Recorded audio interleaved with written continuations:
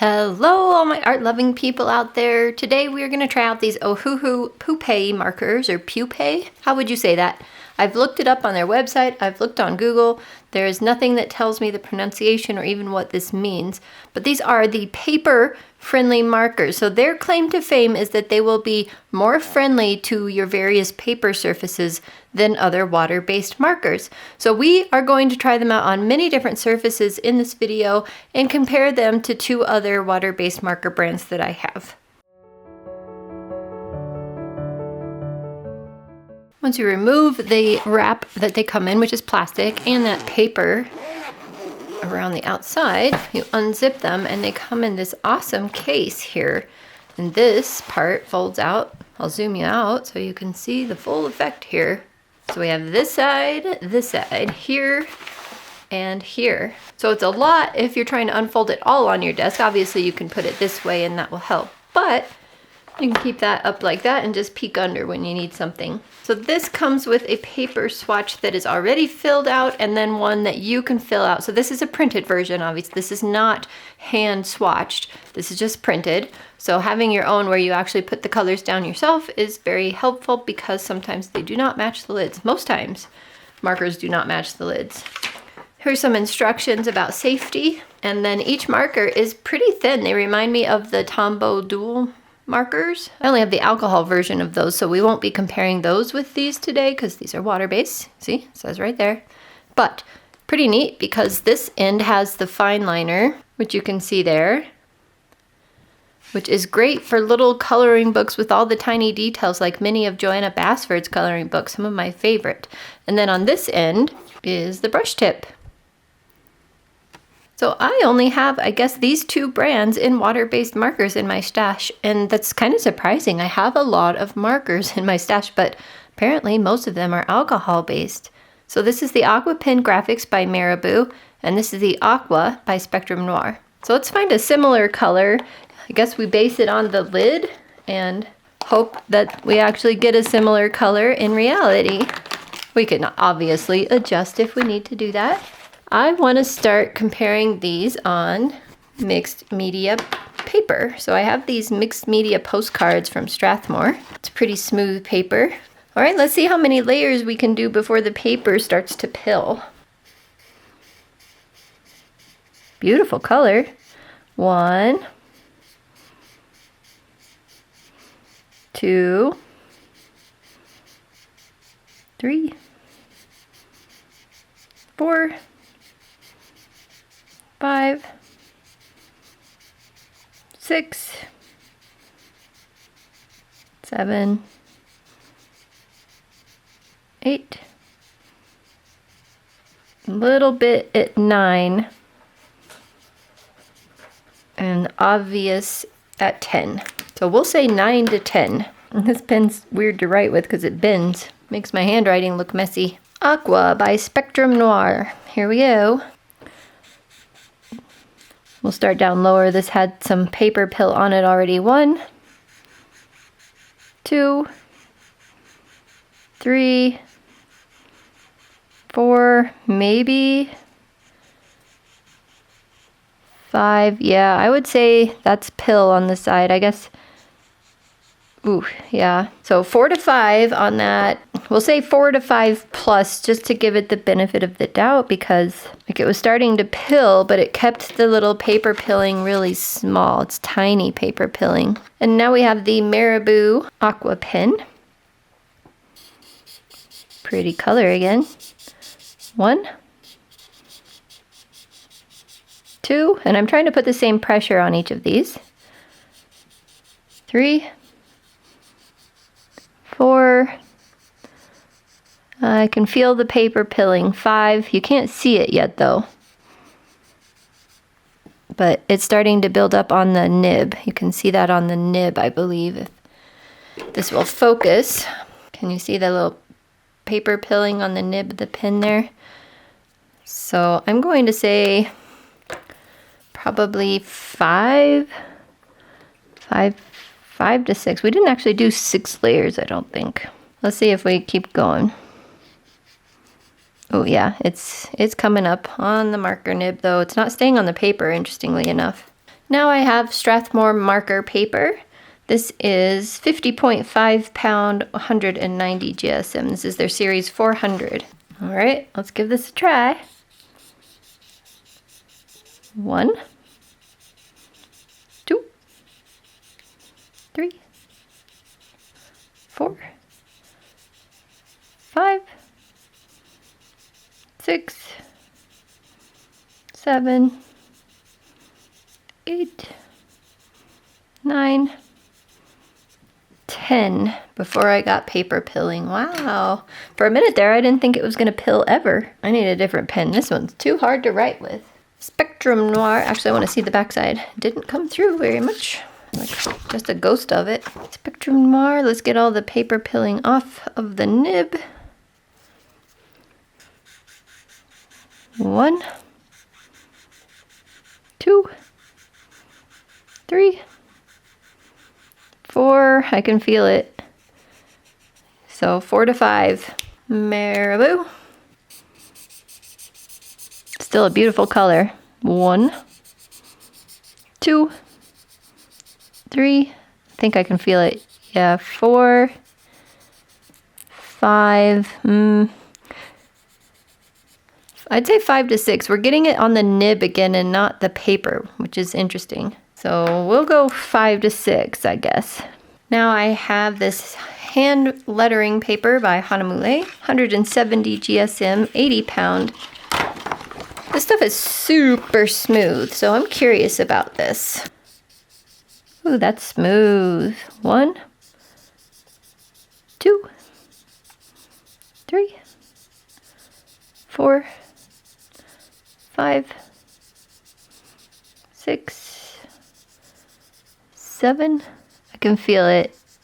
8. I can't see any. 9, 10. I can feel it. I just don't see. Oh, there we go. Now I can see it. So 10 to 11, but I could feel it around 8. How do we do that? We're not seeing it till 10 to 11, so I guess we'll do it when we can see it. I want to see what the backside looks like. Just barely started to bleed through. Spectrum Noir. 1. Another beautiful color. 2, 3, 4. It's on the nib. Up 5. Nib and the paper. 4 to 5. And the Marabou. 1. We'll ignore that because that was already there. 2. Ooh, I can feel it. 3, 4. It's on the nib. Oh, now it's on the paper. So 4, basically 4 to 5, we'll say. Now we'll try Strathmore Bristol paper because many people use Bristol paper for marker work. And I only had this big pad of it, but I don't use it very often, so sacrificing a part of a piece to this experiment is just fine with me. Here we go. Let's make sure that's clean. 1, 2, 3, 4, 5, 6, 7, 8, 9, 10, 11. It's never going to end. 12, 13. Starting to feel it. 14. I can barely see it on the paper, but I can see it a tiny bit. So 13 to 15. That was a lot. Let's see if Spectrum Noir and Marabou have increased layers here. Oh, that already came off the nib. So let me just start a new swatch lower than that. 1, 2, 3. I can feel it. 4, 5, and definitely there. So 5 to 6. So not that many more layers than previous experiments with it. And the Marabou. Make sure this one's all clean. Looks like it is. 1, 2, 3. I can feel it.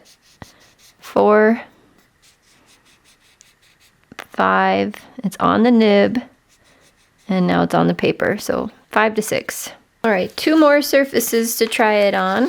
So this is Fabriano 100% cotton watercolor paper. It's 140 pound. Fancy stuff. Make sure these nibs are clean. And here we go. 1,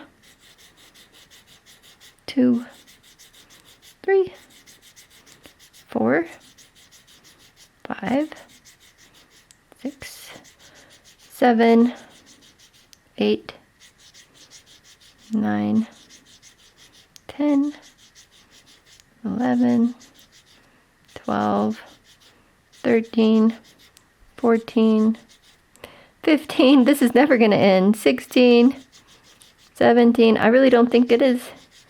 17, 18, 19. I don't want to use all the ink in it.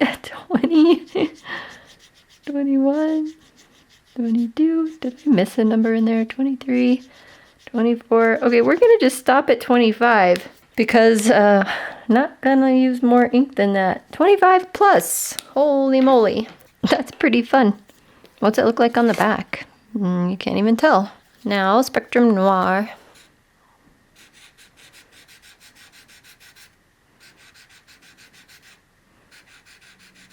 Three, 4, 5,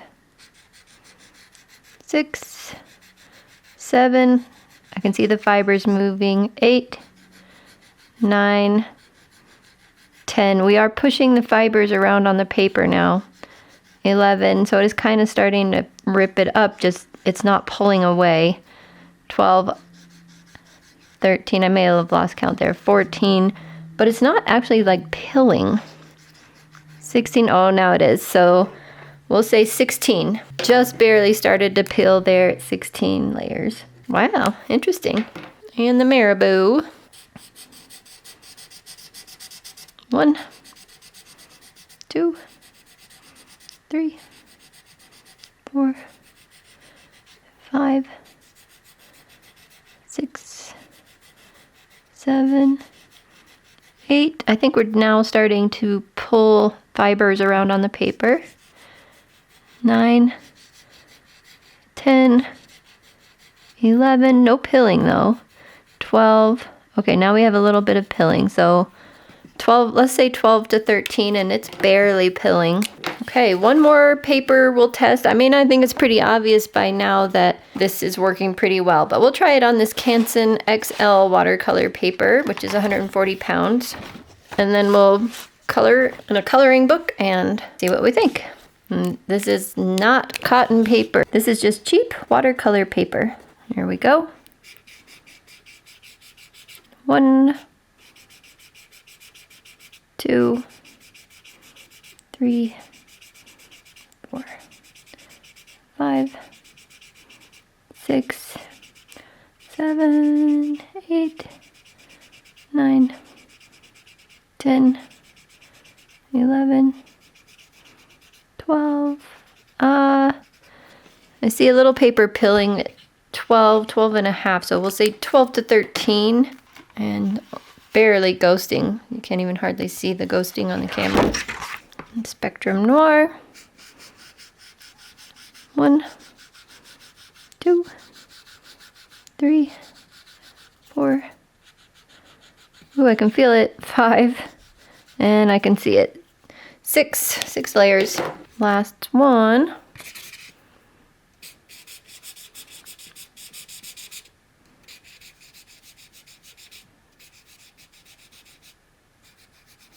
Four for that one.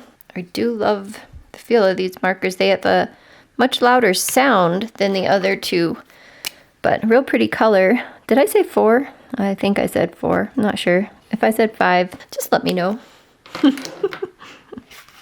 Actually, I'll know in editing. It'll be fine.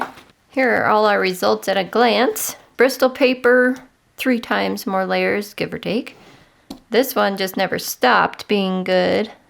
But 25 layers, wow. Twice as many layers on Canson XL, 2 to 3 times actually, depending on which number you're looking at here. Twice as many layers on the Strathmore marker paper. almost twice as many layers on the mixed media paper and twice as many layers on the hand lettering paper. So I believe it's fairly obvious that their claim is absolutely correct. They are a more paper-friendly marker. So in last week's video, I showed you this Grabby watercolor coloring book. And it has some really fun illustrations in it. And in my opinion, this paper is probably hot press watercolor paper. So it would be a good test for these markers. And I think some of these illustrations would be fun to do with markers. The cool thing about these Ohuhu markers is normally you wouldn't necessarily want to do a background with markers, with water-based markers, because they'd just be streaky, wouldn't blend, you'd have to get so many layers, but then it would pill up the paper. But with these, I bet you could get a pretty good background. This might be an interesting one to do. I don't usually do flowers and leaves, but for some reason that one's appealing to me. Or the Christmas one, which is super fun. I think we'll try this one. So my point is you could probably get away with doing backgrounds with these markers. One thing I will do is take the time real quick to swatch the colors out on this sheet. Otherwise, I would just base my decisions on which color to grab off of the lids, and I don't want to make that mistake. So I'm going to spend some time doing that real quick. One very cool thing about these markers is they actually have color names and numbers on them. So you don't have to just guess or look for the number only based on this. I don't know. It's just nice in our human brains to have the color name as well. I finished the swatches and I have to tell you, I am impressed. Most of these lids match. Here are the few that didn't, and there's only 10 out of these 60 that don't match, and it's kind of a barely mismatch. Like here's the powder pink and the lid. I'd say that one's the farthest away from matching from all of these. The fluorescent pink is still fluorescent in the swatch, but the lid is obviously more fluorescent, so you could actually probably call this one a match. So maybe there's 9 mismatches, but I wanted to show that one to you regardless. It's just not quite as bright as the cap.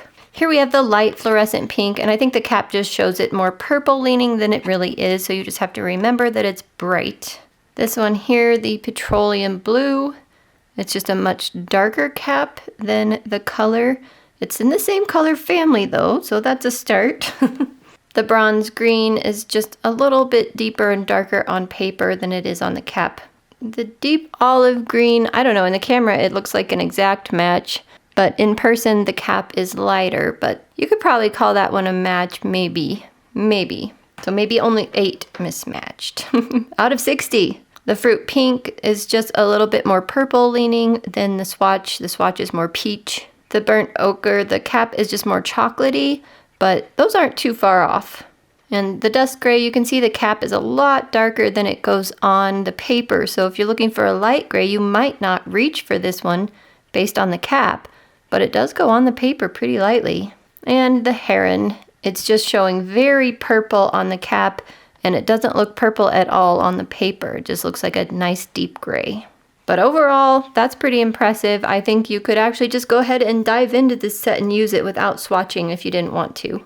And now I'm just going to dive into that Grabby coloring book, and you can see by the scale of my hand to the paper and the little shape that I'm filling in, that is a teeny tiny space. So the fine tip on these markers is so handy for things like that. And now you can see me using the brush tip end here. And you can see that on this paper, it looks really pretty. It's diffusing really nicely, but it's not feathering outside of where I put it, which is great. And it's filling in nicely. It's staying wet long enough. I'm getting perfect color matching throughout the entire petal. Granted, it's not a huge space, but I feel like it's working really well. And then I switched over to the fine tip point to get around these little petals inside the middle of the flower. It's working great for that. I go ahead and decide to outline all of them. That way it gives me a point for my marker brush tip to end at, which really helps.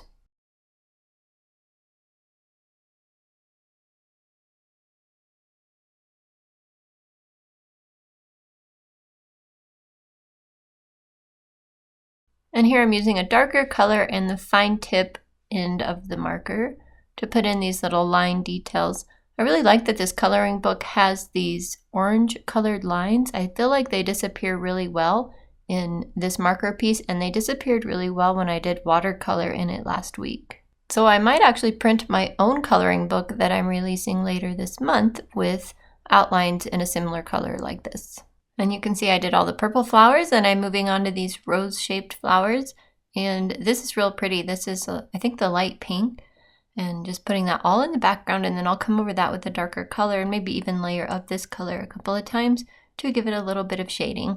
Moving on to the super light green here, and I'll shade that with a bit of a darker green, and I'll use the brush tip and the fine tip in the darker green to give that some definition as well. You can see how well, hopefully you can see how well the marker is staying within the lines. No bleeding out at all. Here's where I take that deeper carmine color and I do some line work, because there is some line work in the rose as definition. So I am just tracing over those lines. And then I put a few too many lines in this one, kind of outline it too much, but I fix that in the following ones. So in this clip, I'm taking the same color that I already painted the majority of the rose with and just layering it over the paper again. And you can see how it darkens the paper and gives it that beautiful shading effect.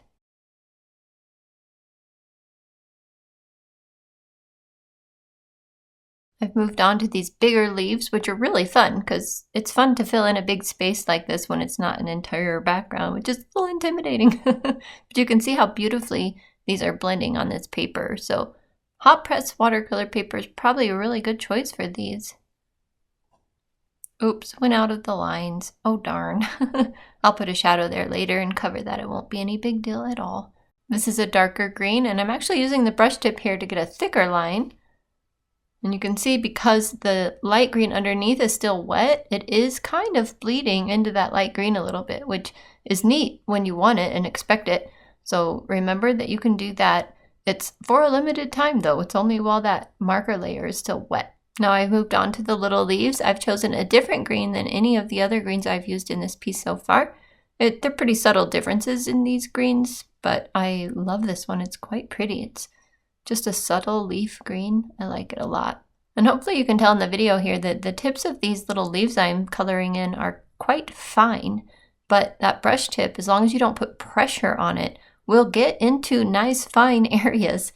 So don't be afraid to use it even when you have little fine areas. But of course, anytime you need to, just flip the tip over and use the fine point. I figure yellow would be the good color for this last flower to fill out this piece. So we're using some pretty yellow, and I will adorn the interior of this flower with some darker yellows / browns, and it will be quite pretty.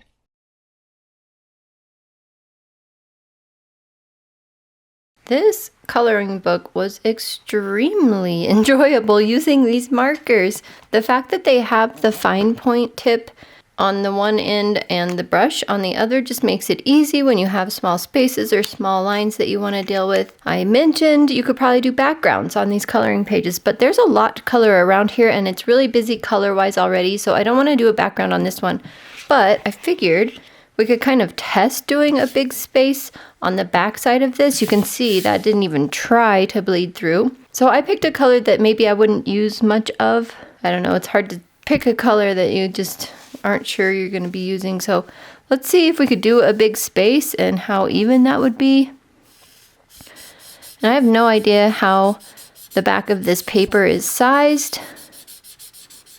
So that's a thing too. It could be completely different than the front. So a little streaky at first, but this is pretty typical with markers. You have to do a lot of layers in order to get it even. Now let's see what happens if we move to our new section. So where it's overlapping, it's obviously darker. No big surprise there. I imagine we'll probably have to saturate the paper in order to not show any difference between the sides. But I don't know. Like, it could use up the entire marker. And people say when you're doing big spaces with water-based markers, you're just going to have streaks. And you just accept it. The good news is you can do all these layers without it pilling up the paper. So there's that.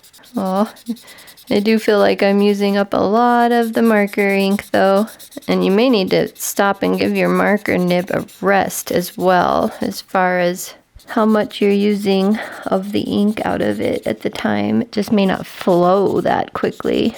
Well, just like any marker, I think it would take a lot of work to get a nice, smooth, even background, but let's see if we add water to this, what happens. Grabbed whatever water brush I had in the drawer because I didn't want to take time to go get water and have this sit here any longer, so I'm putting a lot of water on this. Oh, so where I dropped it on, it definitely made a stain. I'll show that to you in a minute.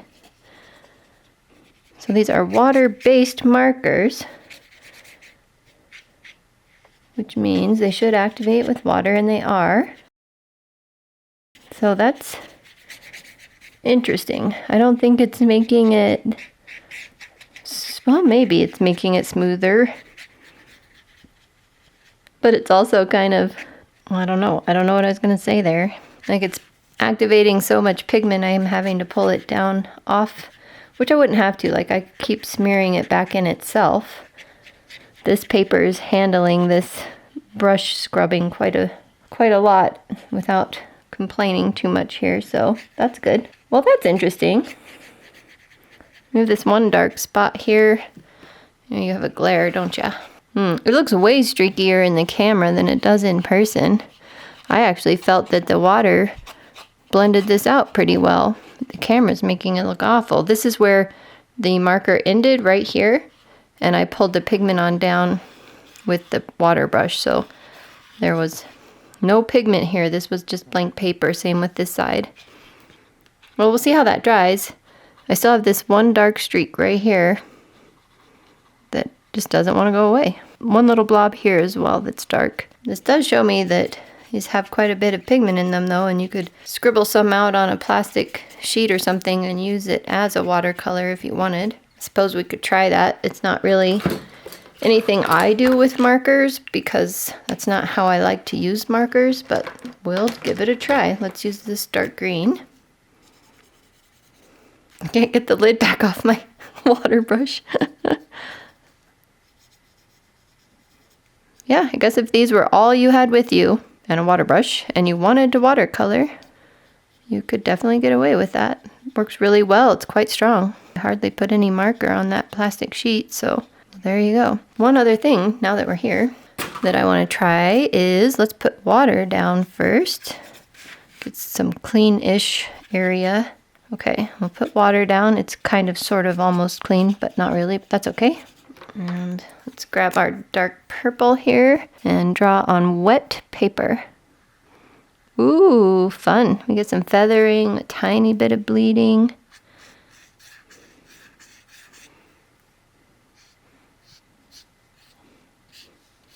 Okay, and then, yeah, it dilutes the marker, obviously, for a minute.